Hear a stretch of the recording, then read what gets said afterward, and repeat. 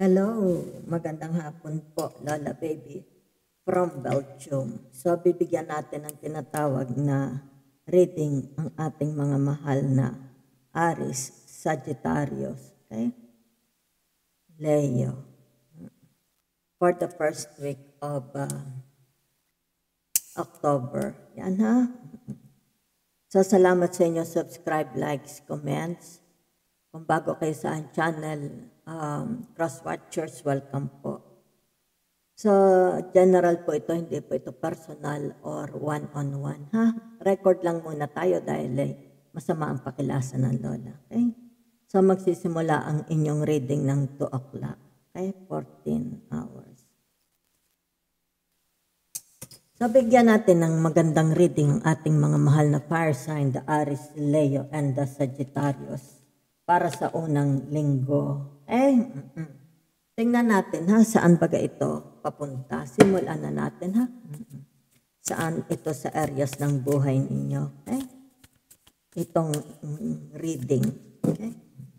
So gamit tayo dito ng 4 na tarot ha. At yung panghuli, yun ay tarot for angels, messages para sa mga mahal na fire sign. Yan ha.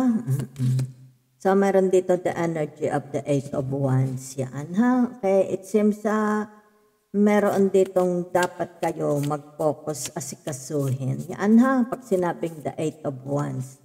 Ano ito? It's about your skills, your tinatawag knowledge, work. Yan, ha? Opportunities, a job. Yan, oh. Kumbaga dito, it needs your attention. Maaring for some of you, you are waiting. Okay? Hinihintay ninyo or yung tinatawag na pinag-iisipan pa ninyo. Yan ha, okay. Pinag-iisipan ninyong mahusay. Yan ha, itong gagawin yung step. Yan. It's like napakaganda nito dahil ito yung tinatawag magbubukas sa inyo sa napakagandang kapalaran. Yan ha. It might be, pwede kayo dito yung tinatawag na matanghal, matanyag. Okay? Magkaroon ng pera, ma-recognize, di ba? So, meron dito tinatawag na 10 of Wands. Ibig sabihin nito, for some of you, nakapag-decide na, ha? Okay? So, since kayo nag-iisa dito, it's about your future. Maaring dito yung tinatawag, makikipagsapalaran na kayo. It's, papasok na kayo doon sa tinatawag na commitment, yan na relationship, permahan. Kaya dito yung tinatawag na the 10 of Wands. Okay? So, meron ditong paglalakbay na mangyayari for some of you. Okay? E maaari ito yung tinatawag love romance. Maaring dito yung tinatawag na may mga ka-LDR kayo from abroad. Ibig sabihin pupunta kayo or sila ang pupunta sa inyo. Okay? Either ito yung tinatawag magjo-join sa kanilang mga asawa, okay, na nasa abroad, or sila ang magjo-join sa inyo. Okay? So, it's about love relationship. Maaari din ito yung tinatawag mga anak. Okay? Yung tinatawag na kayo ay kukuhanin ng inyong mga anak para makapagbakasyon. Anak, kasi ito yung tinatawag foreign ano yan. It's like foreign relationship. May kinalaman niya sa tinatawag mga visa, okay? Mga tinatawag documents para makapasok ka sa isang bansa. Anak, that's why dito nakikita, hindi na kayo magkaintindihan. Kumbaga dito gustong-gusto nyo na dumating yung panahon na iyon para dito it's like tinatawag ito na ang pinakamaligayang araw sa aking buhay or sa inyong buhay. Anha? So nakikita ko dito, it's about you. Maaring dito, it's about your creativity. It's about your job, makikipagsapalaran. Kung ano itong angkin ninyong mga talino at galing. Let's say you're sabihin na natin, yan, sandali nagpatak. Sabihin na natin kayo ay mga welders, di ba? Engineers, nurses, yan. Ibig sabihin nito, makikipagsapalaran. Yan ha, makikipagsapalaran. Yung tinatawag sugal, susugal kayo. Yan ha, dahil dito. Yan ha, okay. Sa tinatawag na the 8 of Wands. So, meron dito yung tinatawag na, yan ha, nakahiga, okay? Nakahiga with the energy of the Libra, Aquarius, and the Gemini. Okay, the 4 of swords. So ano yan? Ibig sabihin nito, yan it's about, for some of you, maaari ito'y siblings, okay? Yan. Kung ano man ito, maaring pagkikita, okay, merong pagtitipon or yung tinatawag mag-uusap, magko-communicate ang mga siblings or either kayo. Diba? Yan, maaring dito, you have responsibilities with your siblings, diba? It's about your work, pwede din, it's about your work. Yan ha, maaring dito, yan, pinaghahandaan na ninyo ang inyong trabaho. Kaya may mga butterflies, ibig sabihin yan, it's a big transformation sa inyong buhay. Maaring dito iniisip mo mga kapatid mo, pagka halimbawa whatever the outcome here, diba? Dahil ito'y tinatawag international na ito, ha? Okay. It's about tinatawag lack the blessings. Yan ha, maaring dito nag-iisip ka habang nakahiga, oy mapapag-aral ko na ang mga kapatid ko, diba? Ibig sabihin nito yung tinatawag na kung ang trabaho mo is, sabihin na natin let's say sabihin na lang natin na ang trabaho mo is, ano ka pwede ko example dito? Midwife, o kaya or nurse, o kaya tinatawag na OFW ka. Okay? Ibig sabihin nito, marami kang matututunan. Okay? Once you arrive there, ibig sabihin nito, lalawak ang iyong experience. Magkaka-experience ka, hindi na lang adobong alam mo luto. Kumbaga dito, malalaman mo yung kanilang culture and traditions. Ano ang mga kinakain nila, the way of cooking, di ba? Maaring dito matututo ka ng kanilang pagluluto, di ba? Marami kang makakakilala doon. It's like mababago ang iyong tinatawag na environment. Magbabago ang iyong mga makikitang mga tao, makakasamang mga tao. Yan ha? So, kumbaga dito ay napakalaking advantage. Kaya dito kita ninyo, may butterflies. It's like tinatawag, magkakaroon ng metamorphosis. Yan ha, for the first week of October. So, kung ano man ito, yan the Knight of Swords, maaring dito kaya ka nakahiga. Ibig sabihin nito, hinihintay mo na lang the outcome, the result. Balita, di ba? Kung kailan ka aalis. Okay? Or yung tinatawag na about your apply. Let's say, nag-a-apply kayo sa mga agency, di ba? Kumbaga dito, hinihintay mo na lang if you are, kung halimbawa dito, ikaw bagay napili ng employer, di ba? Ikaw bagay nagustuhan nila yung iyong CV, ikaw bagay kandidato na para umalis kung ano itong darating na ito. Okay? Yan It's like tinatawag, maaring kayo ito i-announce ninyo publicly sa community, sa mga neighbors, di ba? Itong gagawin ninyong tinatawag na paglalakbay. It's like tinatawag hindi na makapaghintay, okay? Kumbaga dito ikinakalat na, yan, ini-inform, sabihin na natin through social media, di ba? Kung kaya dito, maraming tao, ha? Ayan, Dito mga taong ito, they will be very happy para sa inyo, okay? Dito, post mo social media, okay? So, kaya dito meron tinatawag, a change. This is a Gemini, okay? The lovers, yan ha? The lovers. So, ibig sabihin nito, yung tinatawag about yourself, yan. Ibig sabihin nito yung tinatawag na attraction. Yan ha, maaring dito, kung ano man ito, maaring ito tinatawag na kasintahan o yung tinatawag na mapapangasawa mo. Okay, yung halimbawa merong admirer, something like that. Okay? So, it's more about tinatawag communication. Yan ha, pagkakaintindihan. It's like tinatawag papasok sa isang commitment, partnership, transaction. Yan ha. So, nakikita din dito yung tinatawag magandang tao. Magaganda sigurong tao itong mga Aries, Sagittarius, Leo. Siguro mga pogi, mga sexy, magaganda ang mukha. Yan ha. Kaya dito nakikita, tinatawag not only the outside, pati yung loob, okay? Ibig sabihin nito, may mga angking talino, ready na sila for commitment. Yan ha? Maaari ito yung tinatawag employer, di ba? Kasi may attraction. Ibig sabihin, pareho kayo ng aura, pareho kayo ng vibes, di ba? Maaari ito yung tinatawag love relationship din. Love relationship din, di ba? So, ibig sabihin nito, magkakaroon dito ng tinatawag short distance or yung tinatawag na pang-international travel. It's sinasabi dito, halika na, sumama ka na sa akin. Okay? So, sandali lang, i-confirm natin itong tinatawag na the Four of Swords. Yan, ha? Okay. Para sa mga mahal na Aries, Sagittario, and Leo. Yan ha. Okay. O the magician. Yan ha. Okay. So, ano man yan, ibig sabihin nito, yan o. It's like pinag-aaralan yung mabuti. Meron dito tinatawag pinag-aaralang mabuti bago sila yung tinatawag pumayag, pumirma, okay? Isagawa, okay? Yung tinatawag ko halimbawa whatever is that, di ba? Okay, halimbawa sabihin na natin kasi ito yung magician, narito ang the ones, the pentacles, the swords, and the cups, di ba? Ibig sabihin nito, pinag-aaralan niya. Ito kaya pag pumasok ako sa relationship na ito sa trabaho, ako kaya yan, di ba? Uunlad kaya ako dito, di ba? Ano kaya ito magdadala sa akin sa security? Yan, hindi kaya ako mapahamak dito. Kaya narito ang magician. Bago mo ito yung tinatawag isagawa, what you are manifesting, pinag-aaralan niyang mabuti. Saan siya dadalhin ito? Okay? Yan, kung ito yung tinatawag hanap buhay, di ba? Ibig sabihin ito kaya magkaroon ng tagumpay. Yan ha.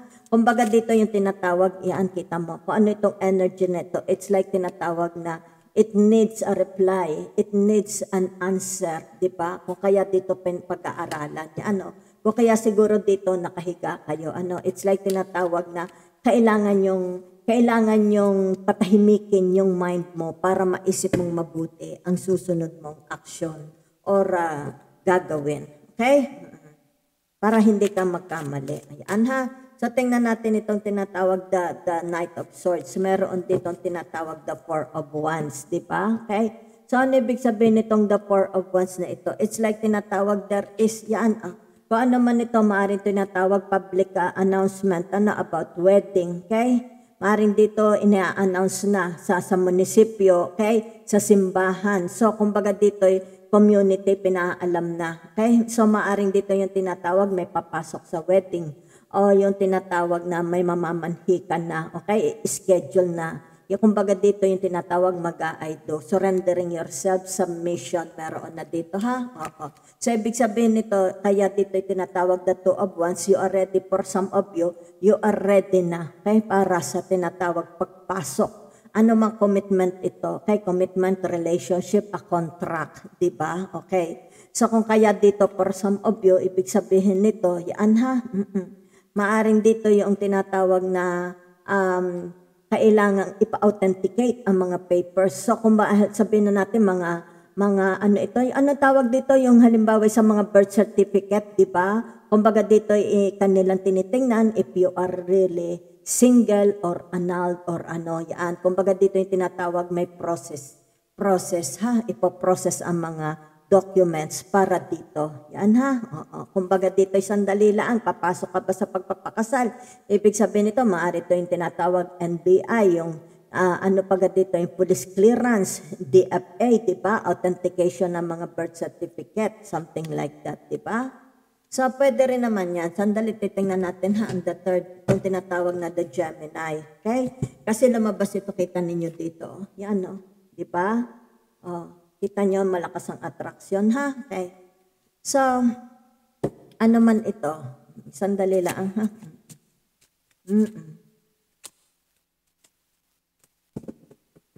So, meron dito yung tinatawag na, ito yung religion. Okay, papasok na sila. Okay? Let's say, Katoliko, kung ano mang religion niyan, ha? Okay. So, sandali. Meron dito the Five of Swords. Yan ha. Okay. So ano yung the Five of Swords na yan? Ibig sabihin niyan yung tinatawag na the Aquarius. Yan ha. Okay. The Aquarius, since wala namang problemang makikita. Okay. Wala akong problema ditong nakikita. It's like there is a celebration. Okay. Celebration with friends. Yan ha. Okay. Public celebration, yan no, announcement, di ba? Kumbaga dito yung tinatawag magkaisa, yan, ating ipagdiwang, di ba? Yan, there is a celebration. Kumbaga dito, the butterflies means transformation, metamorphosis. Kita ninyo may mga fairies, di ba? Okay. So, kung maganda ha, maganda. So, sandali lang ang hat, ako lang ay gagamit ng ibang, sandali nasa inyo isa kong tarot. Ha? Okay. So dito i-confirm natin itong tatlo ha. Yung the 8 of Wands, tingnan natin ha. Okay. Kung ano yan. So for some of you na dito yung tinatawag the Four of Swords, di ba? So it's a Libra, Gemini, and Aquarius. Yan ha. So there is a satisfaction. Yan ha. Nakikita dito, there is a satisfaction, kaligayahan. Yan, okay? So kung ano man ito, it needs a reply. Okay? It's yung tinatawag connection. Okay? Partnering, usapan. Okay? Yung tinatawag agreement. Agreement. Yan, ibig sabihin nito, nagkaroon ng satisfaction. Ibig sabihin nito yung tinatawag na walang magiging problema. Okay? Especially kung maglalakad ka ng mga papers mo. Ibig sabihin yan, wala itong kaso sa NBI, wala siyang, yan no, it's like tinatawag NBI, DFA, okay, halimbawa sa NS statistics, halimbawa sa birth certificate, ibig sabihin nito, very malinis, okay, walang bahid, okay, wala siyang kaso, yan ha, okay. Ibig sabihin nito, yung tinatawag ko, ano itong mga resulta, yan, about sa mga nilalakad niya, mga papers, ibig sabihin very clean. Walang kaso. Yan ha. Okay. So ano itong the Two of Wands na ito, the Four of Cups, meron dito ha. Okay. The Four of Cups is about tinatawag Cancer, Pisces, and Scorpio. Yan ha. O kung ano man ito, yan ha. Pinapangarap yan o. Kita ninyo.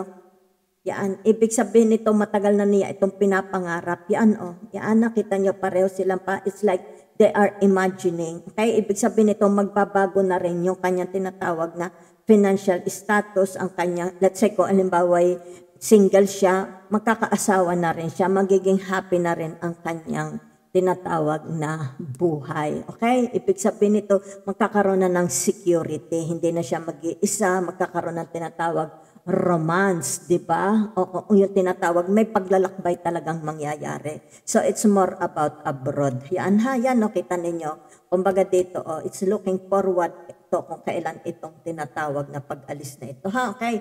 So, tingnan natin yung the 10 of Wands. Yan ha, the 10 of Wands. Yan. Sandali lang po. So, meron dito tinatawag ha, okay, paghahanda, okay? The three of cups, okay? Kung ano man ito, ibig sabihin nito, yung tinatawag pagpaplano. Yan ha, pagpaplano, get together, maybe tinatawag mga friends. Yan no, di ba? Okay, nakita dito mga friends. Yan no, kasi wala naman ako nakikita ditong away. Yan ha, wala ditong mga away. Okay? So, pwede rin naman ito yung tinatawag, okay? Oo. Kung meron halimbawa, may mga nakaaway kayo dito, ibig sabihin nito may reconciliation. Yan na, dito. Kung may mga nakaaway, may reconciliation, pagbabatian. Okay? So, it's more about tinatawag banding-banding, maari sa mga friends ninyo ito, relatives, mga kapamilya. Yan ha, dahil meron ditong announcement. Yan na, maaring dito yung tinatawag, nagpaplano, nag-organize sila ng party. Okay? Yan. So, salamat po ng marami ha. Kung ano man yan for the first week of October, okay, yung tinatawag na congratulations po at good luck po sa inyo ha. Okay. So, tingnan natin ng the angel's message para sa ating mga mahal na Aries, Sagittarius, and Leo. Okay? Ang dami nagmamahal sa inyo, oh. Diba? Kita ninyo dito sa the three of coins. Yan ha, ang family ninyo, suportado kayo ng family ninyo. Okay? Sa the three of coins. Yan ha. Okay?